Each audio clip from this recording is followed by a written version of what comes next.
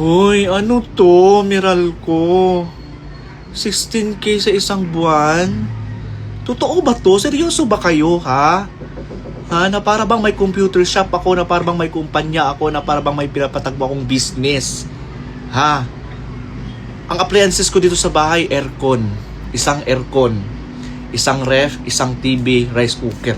Yun lang ang laging gumagana araw-araw. Pero, 16K? Seryoso kayo? Ha? Hindi ko alam kung saan kayo nanggagaling, Meralco kayo, kung saan nyo kinukuha yung 16K. Pero, hindi makatarungan. Talaga, hindi makatarungan talaga today. Nakakainis na. Last month, nag-bill ako ng 15K. Ngayong buwan, nag-bill ako ng 16K. Next month, maging 20K na to. Ito doon nyo na, Meralco, nahiya pa kayong poking ng ina nyo. Talagang ginigipit nyo yung mga Pilipino. Diba? Talagang gusto nyong ibagsak talaga ang mga Pilipino sa mga bayarin. Tingnan nyo yung mga charges nyo. Bakit ang daming charges niyan, ha? Para saan yan? Meron pang other charges, na 422 na hindi nyo na lang sinabi kung ano talaga yan. May pa other charges pa kayo. Itong government taxes, ang laki. Oo. Alam nyo naman na kurap. Ay, nako. Pag nagsalita ka pa naman tungkol sa gobyerno, ikaw lang din ang kawawa. Okay ng ina nyo. Diba? Nakaka-stress dahil. Kagigising ko lang, tapos ito yung maano ko, 16K. My God, paano ko babayaran yan? Hindi ko matanggap yan. Diyos ko, day. Itong government taxes. Saan ba napapunta yung mga tax na alam nyo naman ninanakaw ang mga tax? Oo. Tapos ang laki-laki pa rin ng tax hanggang ngayon. Ito kasing si Diyos ko, alam niyo na kung sino. Huwag na lang tayo magsalita about dito kasi tayo lang din ang magiging Sa buong tira ko dito, nag-bill ako ng 4K. Pinakamababa na yung 4K plus or almost 5K. Ang pinakamataas na bill ko talaga 8,000. Todo na yun, ha. As in, walang patay-patay yung aircon. Nandito kami sa buong buwan sa bahay.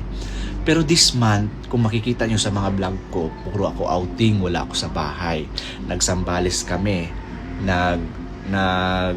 Pangasinan kami ng ilang araw. Sambales, ilang araw yon. Pagka-uwi namin dito, nagtanay Rizal kami. 2 beses kami DRT Bulacan. Tapos 16K pa rin yung bill. Uy, Ginoo ko, Lord. Kalami ba jud ninyo? Unsa man ang Meralco? Sino ang may-ari ng Meralco? Ha? Shout out sa iyo, may-ari ng Meralco. Maawa ka naman sa mamamayang Pilipino. Di ba? Alam kong hindi lang ako nakaranas nito. Sobrang dami pang nakaranas nito, day. Pa-BP, na high blood talaga ako, day. Oo, paano pag hindi namin kayang bayaran to, edi magputulan kami ng kuryente. Saan ba kasi nanggagaling yung 16K, day? Oo. Hindi talaga makatarungan. As in, hindi makatarungan yung ginagawa niyo sa amin, Meralco. Hindi na kayo naawa sa amin, ha? Sobrang hirap na nga ng buhay, pati kayo sumabay pa. Diba? Ang Maynilad namin ngayon, sobrang baba ng Maynilad. 600 lang yung Maynilad namin ngayon. Yung dating 1,000 plus, ngayon 600 lang. Hindi ko alam itong Meralco kung anong trip nito sa buhay ng mga Pilipino, Anong trip nyo, Meralco? Yung other charges talaga hindi ko matanggap. Yung government taxes talaga hindi ko yan matanggap. Sobrang okay lang sana ko yung government taxes kung may nakukuhang maganda dyan. Pero wala ninanakaw lang yung mga taxes natin. Alam naman natin lahat yan, ninanakaw yung taxes natin. Tapos may pa-taxes pa kayo na sobrang laki. Yung other charges nyo na 422 ko, yung other charges ko na hindi ko alam kung anong other charges yan. Ginoo ko, Lord. Diyos ko. Kalami, dyan yung suntukon, Diyos ko, sa ilang taong tira ko dito, day. Last year ng summer, hindi ako nag-bill ng ganito, day. 7K lang yung bill ko. Nag-look back ako sa mga bill ko. Pero 16K? Uy, Ginoo ko, Meralco, maawa naman kayo sa amin. Wala ba kayong mga puso talaga? Ha? Ito kasing si binoto nyo kasi eh. Di ba? Wala naman tayong magagawa eh. At the end of the day, wala tayong magagawa. Kahit magreklamo tayo, kahit dumada tayo ng dumada, wala pa rin mangyayari. Di ba? O, hindi nila tayo pakikinggan. Kasi sila lang dapat ang pinapakinggan. Tapos may gana pa kayong mag-brown out, no? Rotational brown out. Oo, tas ganito ang bill. Rotational brown out pa yan. Grabe talaga ang nangyayari sa Pilipinas ngayon. Alam niyo na kung bakit yan. Alam niyo na ang kasagutan sa mga tanong natin kung bakit nangyayari sa atin to sa Pilipinas ngayon. Oo. Nahirapan talaga ako magbayad dahil kasi akalain nyo yung bahay namin dito almost 15k, 14,500 plus 16k, 30 plus na dahil. Diba? Na para bang ang ganda ng mga trabaho namin. Na para bang nagtatrabaho kami sa gobyerno. O na para bang nakatanggap kami mga mali-malitang pera galing sa taxes namin na hindi naman. Diba?